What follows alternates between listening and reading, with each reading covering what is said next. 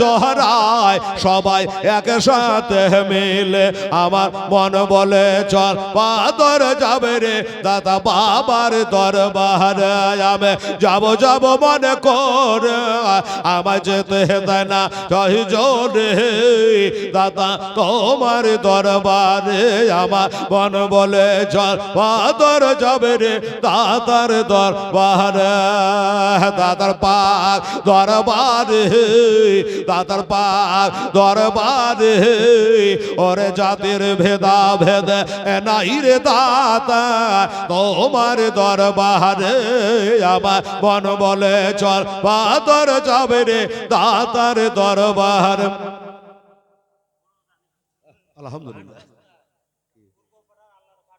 পূর্ব পাড়ার আল্লাহর রেখা নারে তাকবীর নারায়ে রিসালাত মাশরাকে আলা হযরত আমাদের সভাপতি হযরত আল্লামা মাওলানা মুফতি আলী হোসেন সাহেব কাদেরী সাহেব জোরে বলে জিন্দাবাদ সুবহানাল্লাহ।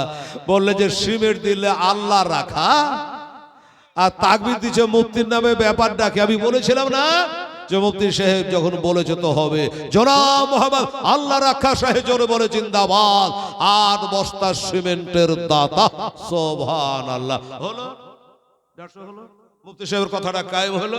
বাহ সুবহানাল্লাহ আলহামদুলিল্লাহ ধন্যবাদ আপনাদের জানাই। দাদা ভাই খুব খুশি হলাম। তবে একটা কথা বলে যাই যাওয়ার সময়, সেটা হলো মনে থাকবে মরা পর্যন্ত।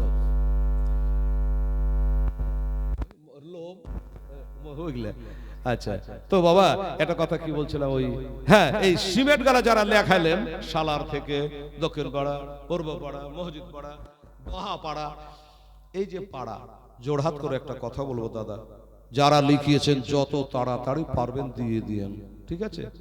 কেন কথা বললাম? আক্ষেপে বললাম, দুঃখে বললাম। দক্ষিণ দিনাজপুরে একটা জালসায় যাই, উত্তরবঙ্গে একটাতে জালসাতে যাই, 26 বছর থেকে একটাই মায়ে কালা, একটাই প্যান্ডেল, আর ওই একটাই বক্তা হেলাল। তো লোকে বলে তোরা কি আর ভারতে বক্তা খুঁজে পাস না? ওই একটাই বক্তারে বলে ওরা তুই বুঝবি না। এই যে একাধবার টেস্ট করে দেখেছে, কাজ হয়নি, ঠিক আছে, যার উপর যার মহব্বত। তো এই এরকম ওখানে গেলে যদি শুনে আলাই দক্ষিণবঙ্গে এটা যদি শুনে যে হেলাল এসছে জালসাতে, একবার আগা কাতারে এই বাবজির মতো বসে আলো আর খালি তাকিয়ে থাকে কখন ধান চাহাবে, বলে ধান খুন যেমনি ধান চাহাবো তো একবার 1 নম্বর হাত তুলে বলে লেখা দেন 1 কুইন্টাল ধান। আমি তো খুব খুশি। তখন যারা যেমন লিখছে ওই লেখক বলছে যে তোর ধান লিব না, তোর ধানের দরকার নাই। আমি বলে বাবা 1 কুইন্টাল ধান তা মন উঠে না, কেন লিবেন না? তো বলছে 5 বছর থেকে আপনাকে 1 কুইন্টাল করে খালি লিখিয়ে যাই, একটা দানা দেয় না, একটা দানাও দেয় না। তা আমি তো জানি না, জালসা করে সাথে সাথে বাড়ি চলে যাই। তোকে বলা কি ব্যাপার বাবজি, এ তোর নাম কেন ধান আপনি লেখান দেন না? তখন বলছে আমি দিন লেখি নাকি। তো কিসে লেখে লেখি? তো বলছে আমি আগে বসে শুরু করিয়ে দিই যে আমি 1 কুইন্টাল লেখাই, তা আমার দেখা দেখে সব দিবে, আর ও দিবে না। কেমন চিটিং বাজের বেটা, মিথ্যাবাদের বেটা, চিন্তা করেন। তাই আপনাদের জোড়হাত করে বলে গেলাম দাদা ভাই, এমন কাহানি বহুত জানা আছে, অনেকে লেখিয়ে দেয় কিন্তু চাইতে চাইতে স্যান্ডেলের বাদ ছেড়ে যায়। এটা কাজ করবেন না। জোড়হাত করে বলছি বাবা, ডাহিনের সালাম ফিরিয়ে বাম দিকে টাইম না, কখন মরণ হয়ে যাবে, কাল হাসরে ধরা পড়ে যাবেন।